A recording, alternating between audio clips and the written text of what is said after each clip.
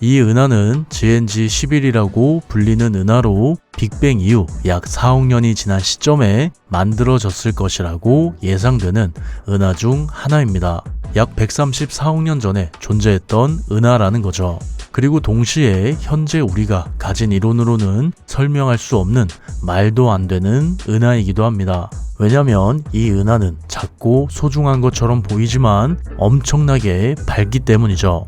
우선 이 은하의 크기는 우리 은하와 비교했을 때 약 40배 정도 작은 크기를 가질 것으로 예상되고요. 질량은 우리 은하의 약 0.65에서 1%밖에 되지 않을 정도로 굉장히 가벼운 질량을 가지고 있습니다. 하지만 밝기 부분에서는 전혀 다른 모습을 보여주는데요. 가볍게 태양과 비교하자면 약 300억 배 정도 더 밝고요. 이는 형광등 2간 5,009개가 켜진 것과 같은 밝기입니다. 심지어 초기 은하와 비교를 할 경우 GNG11은 무려 16배나 더 밝은 모습을 보여주죠. 엄청나죠? 그런데 이 부분은 뭔가 이상하죠? 아니, 은하가 좀 밝을 수도 있지 왜 우리는 이걸 과학적으로 설명하지 못하는 걸까요? 사실 이 은하를 설명할 수 없는 건 빅뱅 이론 때문입니다. 여러분이 이미 알고 있듯이 빅뱅 이론에 따르자면 우주는 아주 작은 점, 특이점이라고 불리는 이 작은 점에서 시작했고요. 이 작은 점 안에는 현재 우리가 볼 수 있는 우주의 모든 물질이 모두 들어있었죠. 그리고 이 점이 갑자기 팽창을 시작해 현재 우주가 되었다는 것이 빅뱅 이론입니다. 하지만 바로 이 부분에서 문제가 생기게 되죠. 여기 어떤 물질이 뭉쳐져 있는 덩어리가 있다고 해보죠. 이 덩어리는 과거에 어떤 물건이었을까요? 놀랍게도 이건 제가 폐기한 원고들입니다. 그리고 빅뱅 이전의 작은 특이점도 이와 같은 상태였죠. 우주의 모든 물질이 한 곳에 섞여 있었기 때문에 이 특이점 안에는 우리가 현재 볼 수 있는 여러 천체는 존재하지도 않았습니다. 그리고 워낙 빽빽하게 모여 있었기 때문에 이곳에서는 빛도 움직이지 못하고 갇혀 있었죠. 그래서 이 작은 점이 팽창을 시작했을 때 공간과 시간, 여러 물질이 터져 나오기 시작했고 이 물질들은 잘게 나눠진 덩어리 조각에 불과했기에 초기 우주에는 천체들이 존재하지 않았죠. 또 초기 우주의 상황도 천체를 만들 수 있는 상태가 아니었는데요. 먼저 천체가 만들어지기 위해서는 이 덩어리들이 다시 뭉쳐야 했습니다. 그러나 이 시기 우주는 서로 엄청 뜨거웠고 압력도 높았죠. 이에 따라 초기 우주의 물질들은 서로 잘 뭉치지 못했습니다. 이는 끓는 물 위에서 얼음을 만드는 것과 비슷한데요. 물 분자들이 얼음이 되기 위해서는 서로 고정된 상태로 뭉쳐야 하지만 이때 온도가 높아 분자들이 날뛰기 시작한다면 얼음이 만들어질 수 없습니다. 이와 마찬가지로 초기 우주의 고온과 고압도 끓는 물처럼 물질들을 빠른 속도로 움직이게 만들고 이로 인해서 이 물질들은 서로 뭉쳐지기 어려웠죠. 그리고 문제는 이것만이 아니었습니다. 초기 우주로 쏟아져 나온 물질들은 완벽하다고는 할 수 없지만 굉장히 균일하게 우주로 퍼져나갔는데요. 이렇게 물질들이 균일하게 퍼져나갈 수 있었던 이유는 우주의 팽창이 풍선의 팽창과 비슷하기 때문이었죠. 여기 풍선에 미노스 로고를 잔뜩 그려놓고 이 풍선을 분다면 미노스 로고는 어떻게 될까요? 아주 자연스럽게 풍선이 커짐에 따라 로고들 사이에 거리가 멀어지게 되면서 균일하게 풍선 곳곳으로 로고가 퍼지는 걸 볼 수 있을 겁니다. 그리고 우주 역시 이와 비슷했고요. 이로 인해서 또 물질들이 서로 뭉치는 게 어려워졌죠. 왜냐면 이렇게 물질들이 균일하게 퍼지게 되면 이때 중력 역시 균일하게 작용하기 때문입니다. 그래서 물질들이 서로 균일하게 퍼져 있다면 중력도 균일하게 작용하기에 중력작용이 상쇄되면서 특정한 지점으로 물질들이 모이기 힘들게 되죠. 물론 그럼 어떻게 별이 만들어졌냐라고 생각할 수 있는데요. 앞에서 이야기했듯이 우주는 완벽하게 균일하지 않았고 초기 우주에도 0.001% 정도의 불균일성이 있었습니다. 그리고 바로 이 부분을 기점으로 물질들이 서서히 모이며 천체가 만들어질 수 있었고요. 또 이와 더불어서 우주의 팽창도 천체가 만들어지는 것을 방해했죠. 이를 간단하게 보자면 풍선이 커지면서 로고가 멀어지는 것처럼 이때 물질들은 서로 멀어졌기 때문에 잘 뭉쳐지지 않았습니다. 이처럼 초기 우주에서는 여유있게 천체들이 만들어지고 있었다고 할 수 있죠. 그래서 현재 빅뱅 이론에서는 빅뱅 이후 2에서 5억 년이 지난 시점부터 천체가 만들어졌을 것이라고 예상합니다. 이제 뭔가 감이 오죠. GNG11 은하 역시 이 시기에 만들어졌고 또 활동을 시작했을 것으로 예상하는데요. 여기서 문제가 되는 부분은 이 은하의 밝기였죠. 이 은하가 이렇게 밝은 빛을 낼 수 있는 이유는 별을 만드는 속도가 남다르기 때문입니다. GNG11의 경우 지금까지 확인된 바에 따르자면 연간 약 4.77에 10의 31제곱킬로그램의 별을 만들고 있는데요. 이는 매년 태양 약 24개가 만들어지고 있다는 뜻이기도 합니다. 그리고 빅뱅 이론에 따라 초기 우주에서 어떤 은하가 가질 수 있는 별의 형성 속도는 연간 약 1.9의 10의 30제곱에서 1.9의 10의 31제곱킬로그램이죠.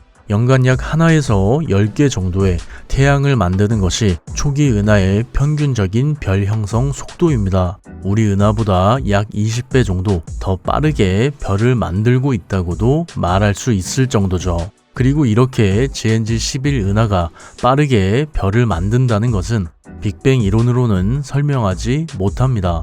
왜냐면 초기 우주에서는 별이 형성되기 어렵기 때문이죠. 또 이 은하의 질량과 크기도 문제가 있는데요. 앞에서 이야기했듯이 이 은하의 질량은 우리 은하의 총 질량의 0.65에서 1% 정도로 현재 우주에 있는 은하들보다는 가볍지만 초기 우주의 은하치고는 무거운 편에 속합니다. 조금 더 구체적으로는 약 15배 정도 더 무거운 것으로 예상이 되고 있고요. GNG11의 크기도 최대 크기를 기준으로 했을 때 초기 우주의 다른 은하와 비교하여 약 67% 정도 더 큰 것으로 추측되죠. 그리고 이 역시도 빅뱅 이론으로는 설명하기 어렵습니다. 간단하게 다시 초기 우주를 보자면 이때 당시 우주는 거의 균일한 상태를 가지고 있었고요. 이로 인해서 중력 작용이 상쇄되면서 느긋하게 천체들이 만들어졌죠. 그래서 이 시기에 천체들은 평균적으로 가벼운 질량과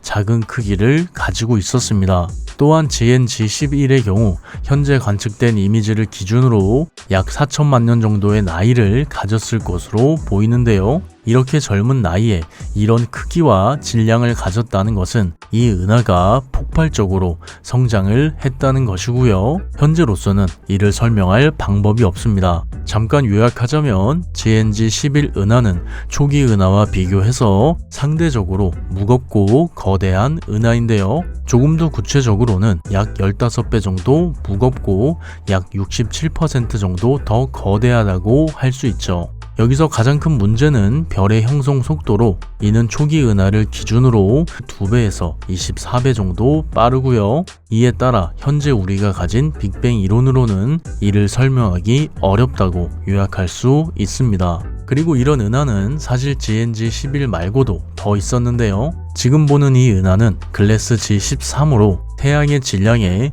수십억 배의 질량을 자랑하는 은하입니다. 이 은하 역시 너무 거대한 질량으로 인해서 현재 빅뱅 이론으로는 설명이 잘 안 되는 은하죠.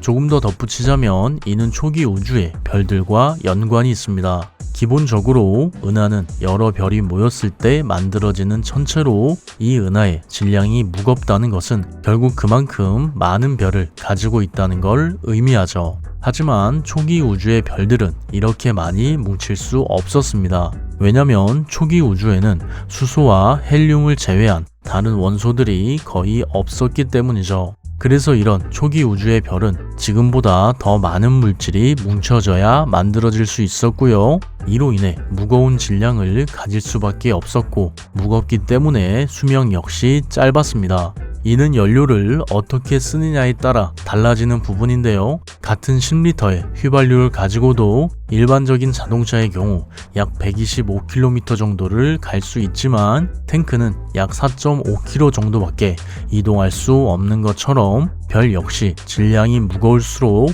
더 뜨겁게 타서 더 빠르게 연료를 소진해서 사라지게 됩니다. 그래도 이때 별들이 낭만은 있죠. 어쨌든 이렇게 별이 빠르게 사라지게 되고 이에 따라 초기 우주의 은하는 대부분 가벼운 질량을 가지게 되었죠. 그래서 글래스 G13 은하가 태양의 수십억 배에 달하는 말도 안 되는 질량을 가질 수 있는 것은 빅뱅 이론으로는 설명하기 어려운 부분입니다.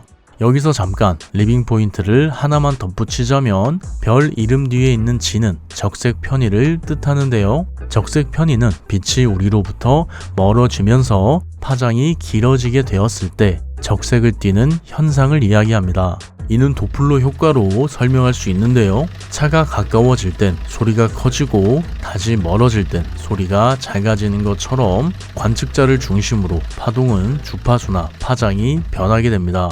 빛도 이와 마찬가지로 우리로부터 멀어지게 되면 자동차가 멀어지는 것처럼 파장이 길어지며 적색을 띠게 되고요. 반대로 우리와 가까워지면 자동차의 소리가 커지는 것처럼 빛의 파장이 짧아지게 되면서 청색을 띠게 되죠. 그리고 이런 현상은 청색 편의라고 부릅니다. 그래서 이런 적색 편의를 적을 경우 이 천체가 우리와 얼마나 멀리 떨어져 있는지를 알 수 있고요. 글래스 G13의 경우에는 적색 편의 값이 13으로 지구와의 거리가 현재를 기준으로 약 330억 광년에 있다는 걸 의미하고요. GNG11의 적색 편의 값은 11로 이 천체는 지구로부터 약 320억 광년만큼 떨어져 있다는 것을 알 수 있습니다. 이처럼 적색 편의를 적어 놓게 되면 이를 통해서 천체와의 거리를 알 수 있게 되죠. 또 사실 적색 편의 값을 알게 되면 이 천체와의 거리뿐만이 아니라 이 천체에서 빛이 얼마나 오랫동안 날아왔는지, 즉 천체의 나이, 어떤 시점에 이 천체가 존재했는지를 이름만 보고도 단박에 알 수 있고요. 심지어 연구를 위해서 데이터를 찾을 때도 특정 시기에 천체를 찾을 때 굉장히 유용하죠. 그래서 천체를 연구할 때 조금 더 효율적으로 연구를 진행하기 위해서 이런 식으로 이름을 달아 놓는다고 할 수 있습니다. 그런데 여기까지 오니까 이상한 점이 보이죠 1호고 의문점이 보이죠 2호죠. 그렇다면 이 천체를 어떻게 설명해야 할까요? 결론부터 이야기하자면 사실 너무나도 단순합니다. 빅뱅 이론을 수정하면 되죠. 우리의 생각과 달리 빅뱅 이론은 생각보다 약점이 많은 이론입니다. 그중 한 가지로는 지평선 문제가 있죠. 지평선 문제는 단순하게 우주의 거의 모든 지역이 왜 서로 같은 온도를 가지는지에 대한 문제입니다. 지금 보고 있는 건 여러분이 이미 알고 있는 CMB, 우주 배경 복사의 이미지인데요. 이 CMB는 빅뱅 이전 작은 점에 모여있던 빛들이 순간적으로 터져 나온 흔적들이라고 보시면 편합니다. 그리고 이 이미지의 색들은 모두 온도를 나타내고 있죠. 푸른색에 가까울수록 온도가 낮다는 것이고 빨간색은 온도가 상대적으로 높은 구간을 표시한 겁니다. 그런데 이건 좀 이상하죠? 이 이미지를 보면 색이 이렇게 다 다른데 어떻게 우주의 온도가 일정하다는 걸까요? 이미지만 놓고 보면 그렇게 생각할 수 있지만 사실 이 얼룩들 사이의 온도 차이는 10만 분의 1 정도밖에 되지 않습니다. 그래서 CMB의 이미지가 알록달록해도 실제 우주의 온도는 어디든 일정하다고 할 수 있죠. 그리고 바로 이런 부분이 설명이 안 되는 부분입니다. 여기 두 개의 컵이 있고 각각 차가운 물과 뜨거운 물이 가득 들어있다고 해보죠. 우리가 만약 이 두 물의 온도를 비슷하게 만들어야 한다면 어떤 방법을 사용해야 할까요?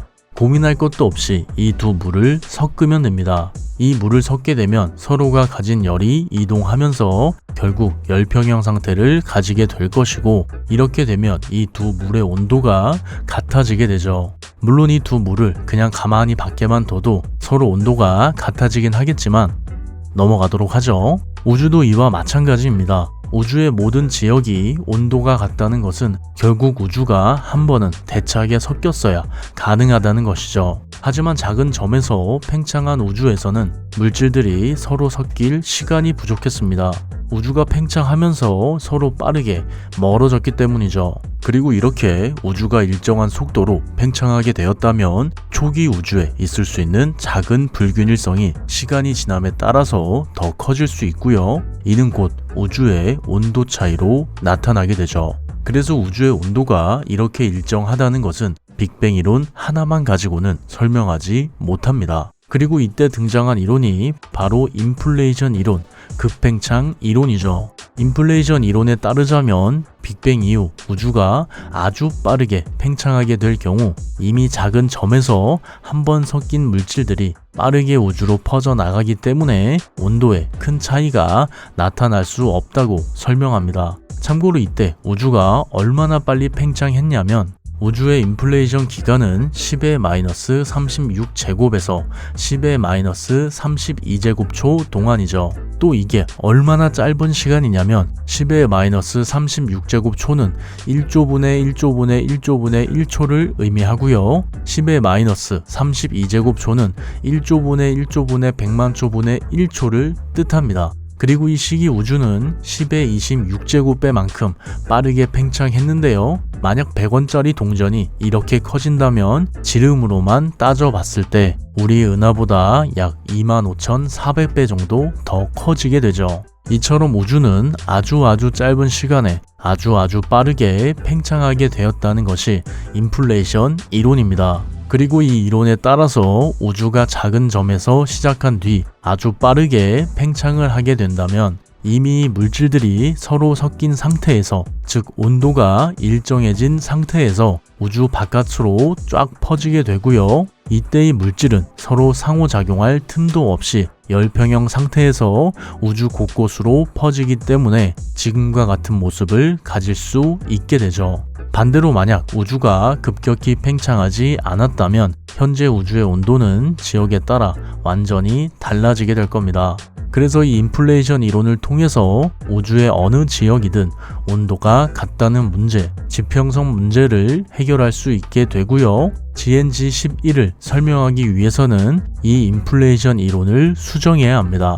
잠시 앞의 이야기를 다시 보자면 초기 우주에서 별이 잘 만들어질 수 없었던 것은 결국 밀도의 변동이 거의 없기 때문이었죠. 이에 따라 균일하게 퍼진 물질들이 서로 잘 뭉쳐지지 못했고 이로 인해 초기 우주에서는 천체들이 느긋하게 만들어지게 되었습니다. 그리고 이 부분만 딱 보면 결국 이 밀도의 변동성을 높여주면 자연스럽게 초기 우주의 별 형성 속도가 높아지게 되고요. 이는 곧 GNG11과 은하가 만들어질 수 있는 가능성을 열어주게 됩니다. 그래서 이 밀도의 변동성을 높이기 위해서 인플레이션이 일어난 기간을 늘려주게 되면 이 문제를 해결할 수 있게 되죠. 초기 우주의 조건을 수정하는 것으로 GNG11 은하를 설명할 수 있게 됩니다. 하지만 이런 수정도 문제가 있죠. 인플레이션 이론은 단순한 이론이 아닙니다. 그리고 실제로 인플레이션 이론은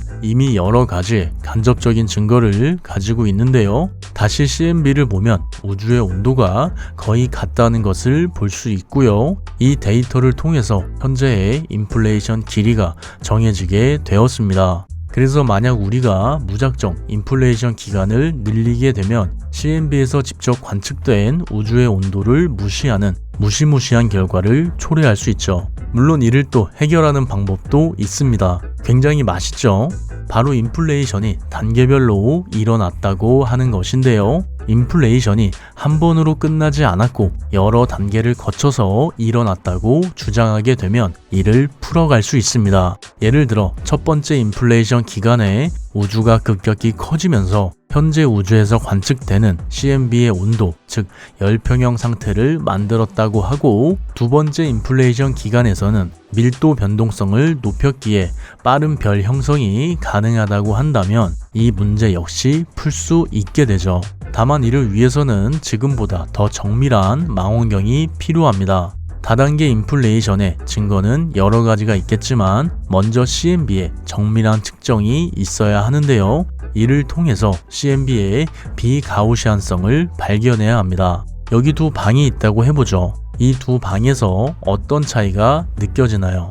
한쪽은 정리가 잘 되어 있고 한쪽은 아주 엉망진창인 걸 느낄 수 있을 겁니다. 여기서 정리가 잘 된 방은 가우시안성을 가진다고 할 수 있고요. 정리가 안 된 방은 비가우시안성을 가진다고 할 수 있죠. 그리고 CMB의 경우 지금 보는 것처럼 정리가 잘 된 깔끔한 방처럼 가우시안성을 가지고 있습니다. 즉 예측이 가능하고 대칭적이라는 거죠. 또한 이는 곧 우주가 팽창할 때 깔끔하고 급격하게 팽창했다는 것을 의미합니다. 연필로 한 번에 선을 그으면 쭉 직선으로 가지만 자꾸 우물쭈물 움직이게 되면 선이 망가지는 것처럼 우주 역시 한 번에 쭉 팽창했기 때문에 가우시안성을 가질 수 있었던 것으로 예측할 수 있죠. 하지만 이와 반대로 우주가 단계별로 우물쭈물하면서 팽창하게 되었다면 망가진 선처럼 비가우시안성을 가질 가능성이 큽니다. 그리고 이를 확인하기 위해서는 CMB를 더 확대해서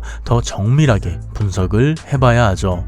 이 픽셀 덩어리가 손잡이 달린 고기인지 아니면 진짜 치킨 다리인지 알기 위해서는 더 고해상도로 봐야 한다는 겁니다. 그리고 이런 과정을 거쳐서 만약 CMB에서 비가우시안성이 확인될 경우 인플레이션은 단계별로 일어났을 가능성이 있으며 이로 인해서 생긴 밀도의 변동성이 결국 폭발적인 별의 형성으로 이어질 수 있다고 이야기할 수 있게 되죠.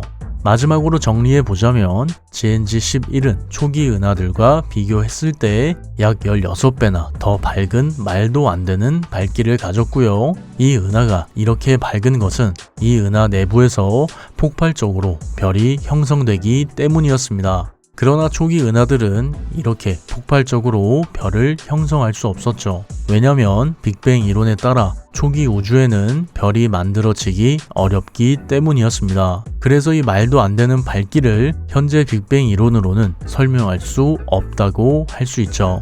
하지만 빅뱅 이론을 이루는 인플레이션 이론을 수정하게 된다면 이 은하의 밝기를 설명할 수 있게 되죠. 그러나 인플레이션 이론을 수정하기 위해서는 CMB를 더 정밀하게 관측해야 한다는 문제가 있고요. 현재 우리가 가진 기술로는 이를 해결하기 어렵다고 조심스럽게 말할 수 있죠. 따라서 우리가 CMB를 더 정밀하게 관측해서 빅뱅 이론을 수정하지 못하는 한 GNG11 은하를 과학적으로 설명할 수 없다고 결론 내릴 수 있습니다. 영상 봐주셔서 감사합니다. 구독과 좋아요, 알림 설정 잊지 마시고요. GNG11 은하를 설명하기 위해서는 CMB를 더 정밀하게 관측해야 하는 것처럼 어쩌면 우리도 우리 자신을 제대로 보기 위해서는 더 정밀하게 자신을 관찰할 필요가 있다는 생각을 해봤습니다. 그러니 다른 사람들의 말에 상처받기보다는 자신에게 조금 더 집중하고 보살펴주는 것이 어떨까 하는 짧은 생각이 듭니다. 그럼 내일도 조금 더 행복한 하루 되길 바랄게요. 윤맨